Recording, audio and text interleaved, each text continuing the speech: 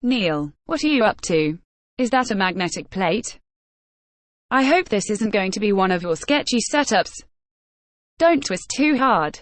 Why not?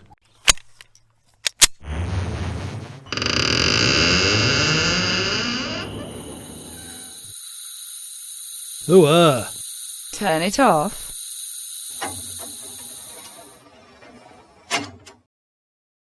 Try turning it off more.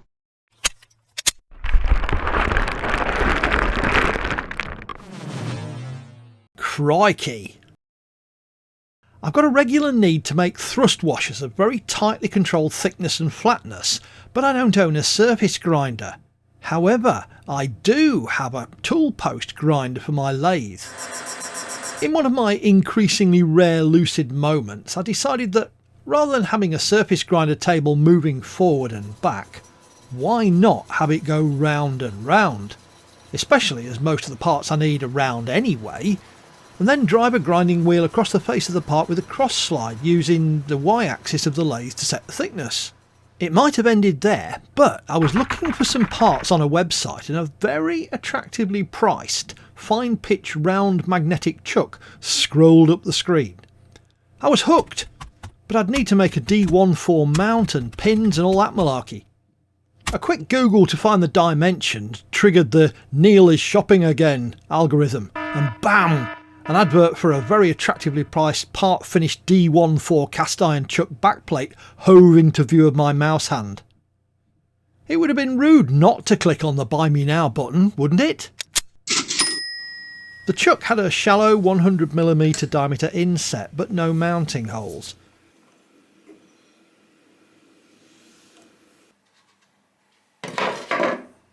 The magnetic face of the chuck's made from a stack of alternating iron and brass plates clamped by two transverse pins which are machined flush with the outside face.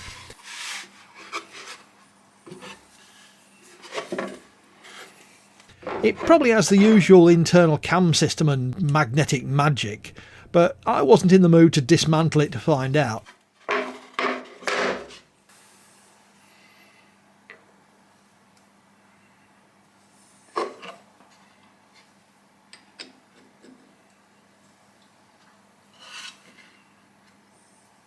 A quick test with a tiny toolmaker's vise showed a remarkably powerful grip and some considerable residual magnetism.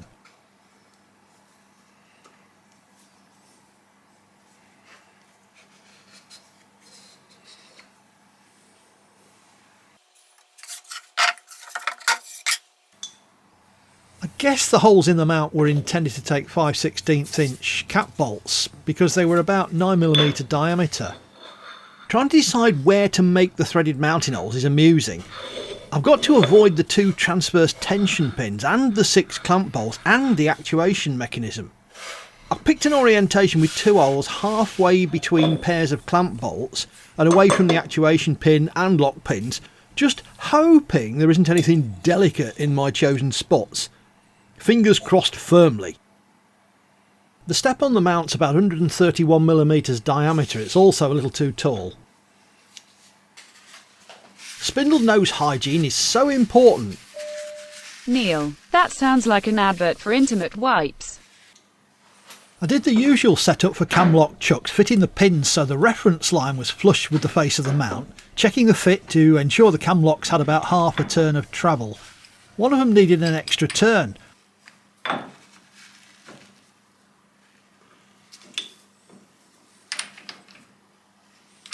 Once sorted, I fitted the set screws which are there to prevent the pins from falling out but still allow a bit of wriggle room so the cams can seat nicely against the curved sections machined into the pins.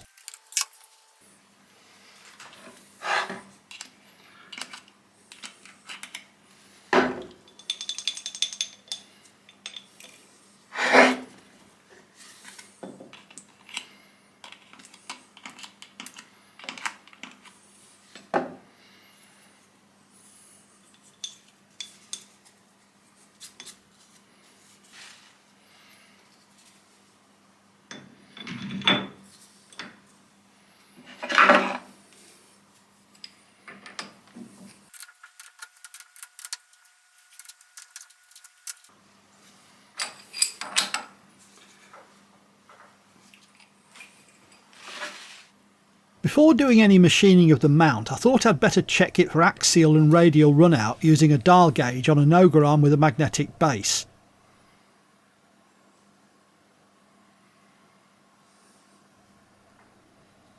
Face runout's pretty good at 15 micrometers, that's 6/10 in imperial, but I can do a lot better than that.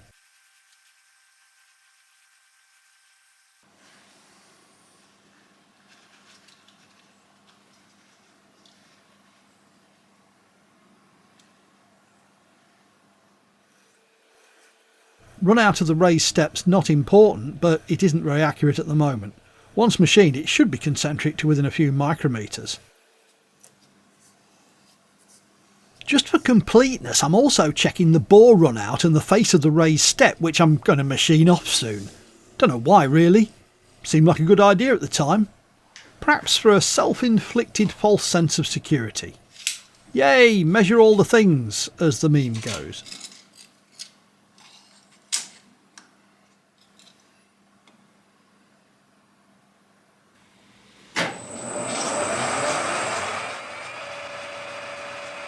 Next step's to machine the face of the raised section, then start reducing the diameter of the boss down to 100mm.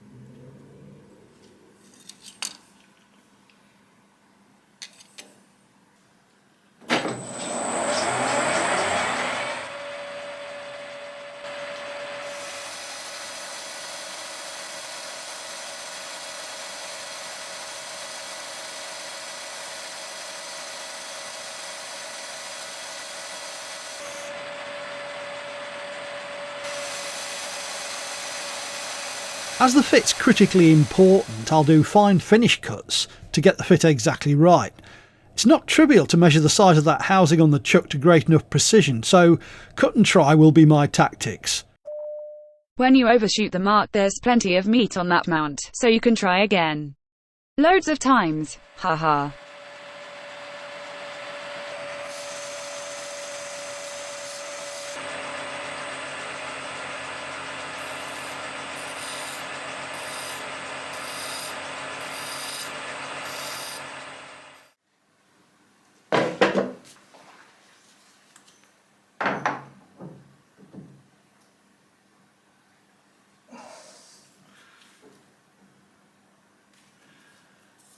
Huzzah! It's a splendid fit! Time for a bit of a clean up to break any sharp edges, then we'll be ready to drill and tap the mounting holes in the back of the chuck.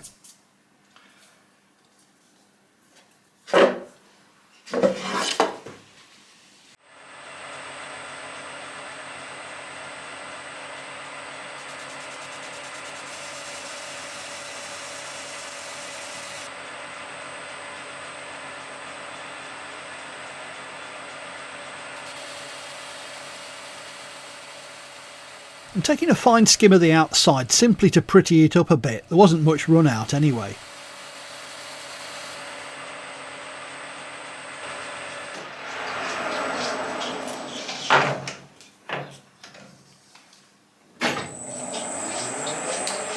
I'm doing a quick deburr of the central hole just so that I don't slice my fingers. Again.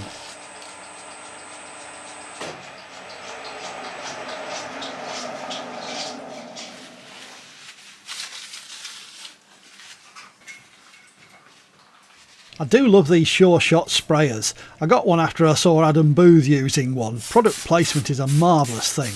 Cost me a fortune to import it. It's pneumatic, so I part fill it with brake cleaner and then give it a squirt of compressed air, instant aerosol. Hashtag not sponsored, lol. Hey Neil, hack my avatar and add a Quindunky cap.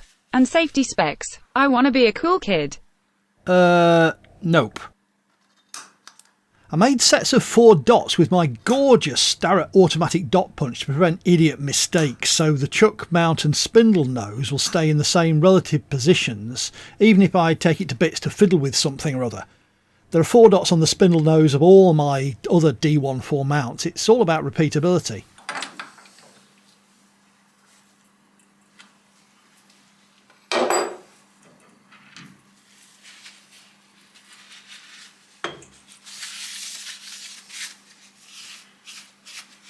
The holes in the mount appeared to be on a 142mm pitch circle, but I wasn't prepared to trust the positional accuracy of whoever drilled those holes. So I clamped the chuck to the back plate and used a 10mm transfer punch to make a dot where I needed to drill the holes in the mag chuck. Off camera I drilled the 8 and a bit imperial millimetre holes out to 10.25mm. It did not go smoothly. There was lots of swearing, including such choice expletives as and not advertiser friendly, I'm advised.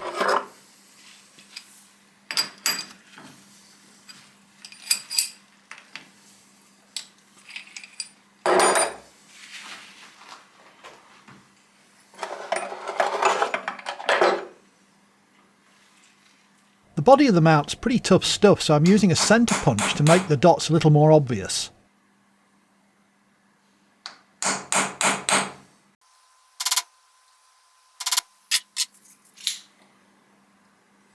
Although I use the transfer punch to make marks in the right places, I'm still doing an idiot check. After all, there's an idiot at large in my shop. And that looks fine. Actually, one of the holes is a little bit off, so it's a good job I marked the exact orientation, isn't it? Haha, you're fooling nobody. You straight up forgot. Now you'll have to guess which way round it goes. Good luck with that.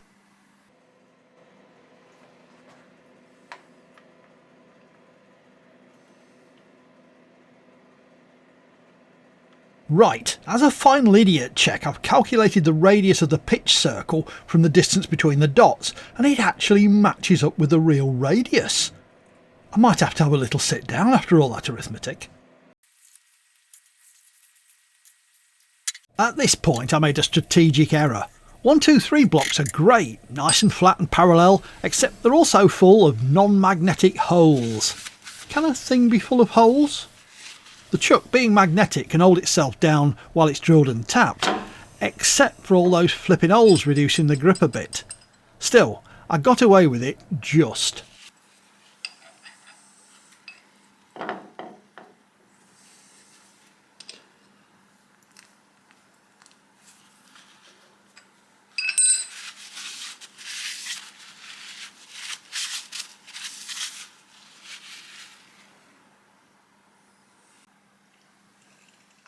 I used a wiggler to set the spindle directly over the centre of each punch mark, using a C-spanner to centre it very precisely. It's ancient technology, but it's self-correcting and totally idiot-proof. Unless you try to align it using your fingers. Just don't. The sharp point drops in nicely to the centre punch mark, and you can see a tiny deviation if the dot isn't right in line with the spindle.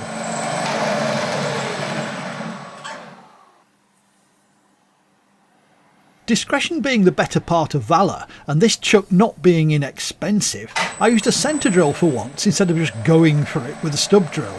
See, I can be sensible on occasions.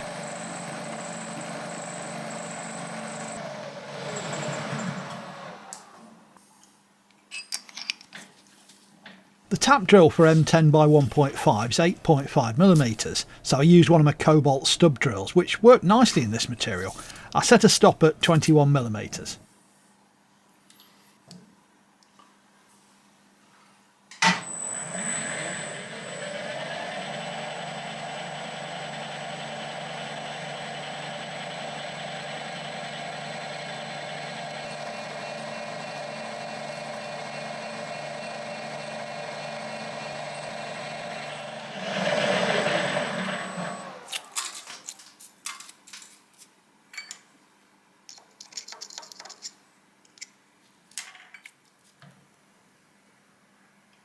This is just a deburr rather than a full chamfer, to clean up the edge of the hole so I can use the depth micrometer to confirm how deep the hole is.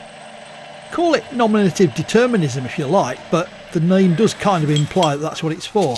Depth micrometer. It's apt.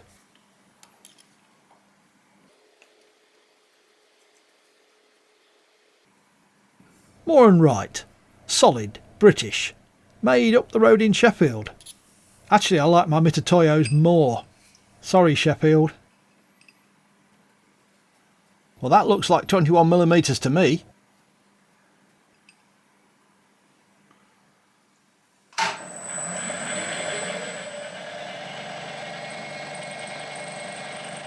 A nice fat chamfer on each hole should prevent any distortion of the face of the chuck when the threads are cut.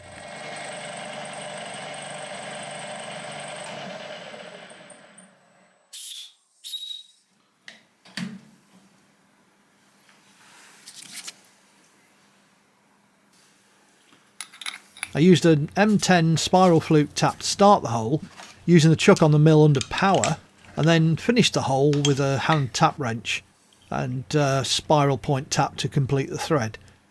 The lovely brown earwax stuff, CT90, which is normally the consistency of grease, but it's been so cold in the shop that the dratted stuff's more like candle wax, although a less attractive colour. I always think the chips that come off spiral fluke tap should yell "Woo!"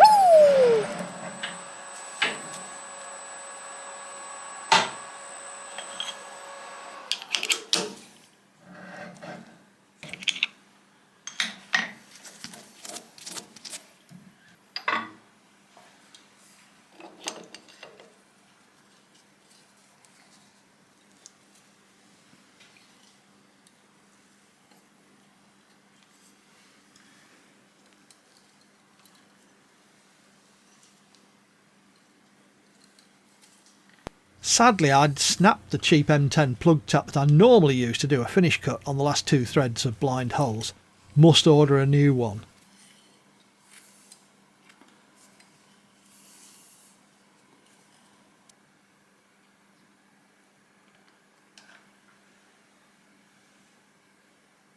I want to get these cap screws to fit with the maximum possible thread engagement without them distorting the brass insert or hitting anything important, so 21mm is the maximum depth and about 18mm is the best thread depth that I can achieve. I'm measuring each cap screw to be totally certain that they'll bear on the counterbores in the backplate rather than bottoming out in the holes.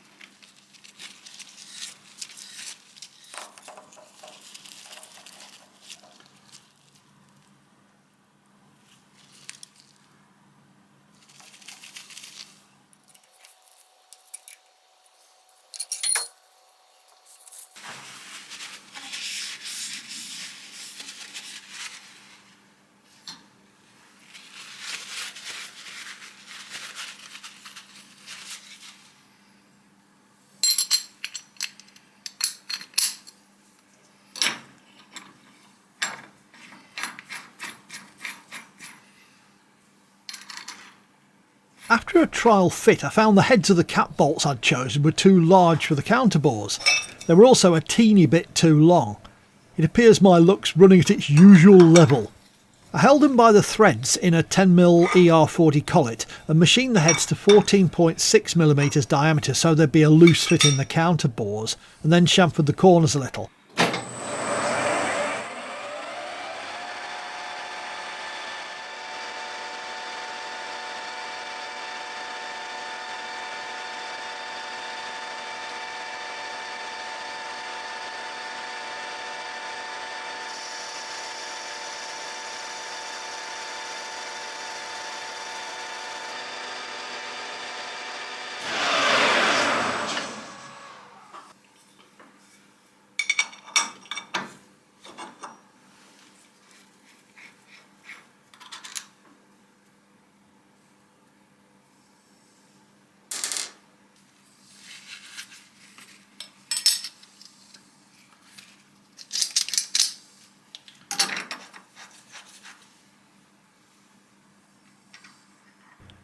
After sorting out the heads, I gripped them tightly in an ER40 collet and... Neil, we've already spoken about your sketchy setups. This is not going to end well if you're as clumsy as usual.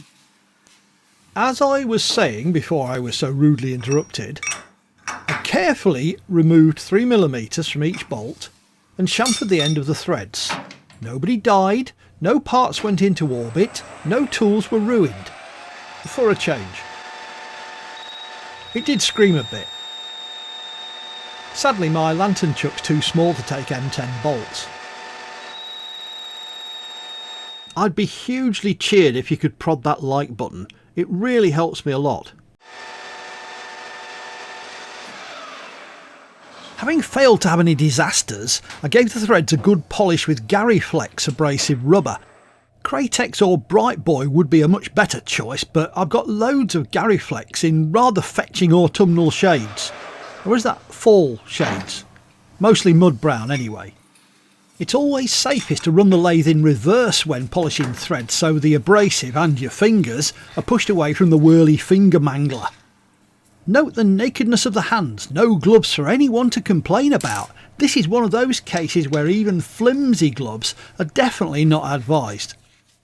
Sorry, I sounded like an elfin safety nut for a moment there. Must go and do something dangerous off camera to compensate. I stoned the rear face of the chuck to remove any burrs, then cleaned it very thoroughly to remove any remaining abrasive, using brake cleaner and compressed air. Same treatment for the mount. If I had any marketing sense, I'd label the next segment ASMR Peace and Tranquility, bring noise and relax. Feel that tingly autonomous sensory meridian response.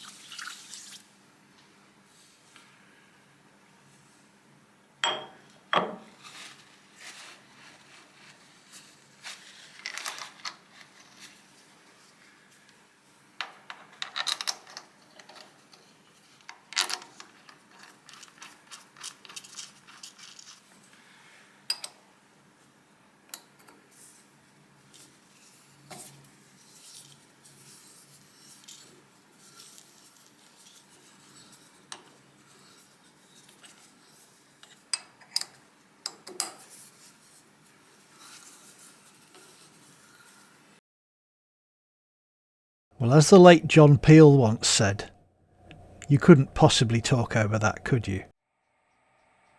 Hey, wakey wakey. Oh heck, I nearly nodded off there. Right, I've mounted the completed chuck, so let's check the runout. First, the mount. Looks like 30 micrometers. That's a thou and a bit for anyone listening in the 1950s. As expected, the chuck peripheral runout's not exactly stellar, but I'm not going to fix it. It'll never be spun fast, and the internals are probably out of balance anyway. The face is a critical element that really must be flat and perpendicular to the lathe axis, so I'm taking a fine clean-up cut using a polished carbide insert. Off camera I cleaned the surface and stoned it. Runout looks reasonable. This is after I removed and replaced the chuck twice to check for repeatability. I reckon less than 2 micrometers, or about a tenth, whatever that means. I found a 2-inch square by 1/2 inch thick piece of cold rolled steel, deburred a face, degreased it and put it in the centre of the mag chuck. That ought to be a decent test of adhesion and what happens with interrupted cuts. I stood well back from the danger zone, wore a hard hat with a full face guard and kept one foot on the emergency stop brake bar, then depressed the lever on the make it happener.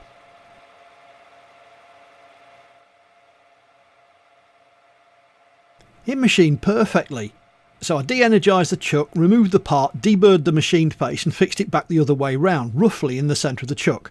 Stood well back, cocooned in my PPE and lit the blue touch paper. Once more, it machined perfectly with a nice finish. Quick check with the dial gauge showed no significant runout. So I checked the thickness of the part at 4 places where the cut was continuous. The mic showed around 5 micrometers of variation across the surface. I tried fixing the block near the edge of the chuck face and spun it at 750 RPM with PPE and a polycarbonate shield. It worked perfectly, even at 750 RPM. This is definitely not intended for a use at any more than about 80 RPM for grinding, but it's good to know that I can also do machining so long as the part's a significant size and perfectly flat on the lower face. Throwing what little caution I have left to the 4 winds, I protected the ways, fitted the toolpost grinder and fired it up with the lathe at 275 RPM and the grinder at 10,000. As well as covering the lathe ways, I'm using the shop-vac to suck up most of the grinding dust and sparks. I'll make a proper fixture for the vac pipe at some point. In upcoming videos I'll make a super glue chuck around 120mm diameter with a sacrificial aluminium surface on a smaller D14 mount to hold very thin steel parts that can't be gripped with a mag chuck and stainless, brass, copper and aluminium parts that can be glued but are non-magnetic. After that, next job's going to be a vacuum chuck to hold dielectric plastic parts such as lenses and Fresnel zone plates. That finish makes this little project worthwhile. The grinding wheel I used was slightly unbalanced, so there are some harmonics. The real parts will be done with a much better wheel and spindle once I get it machined.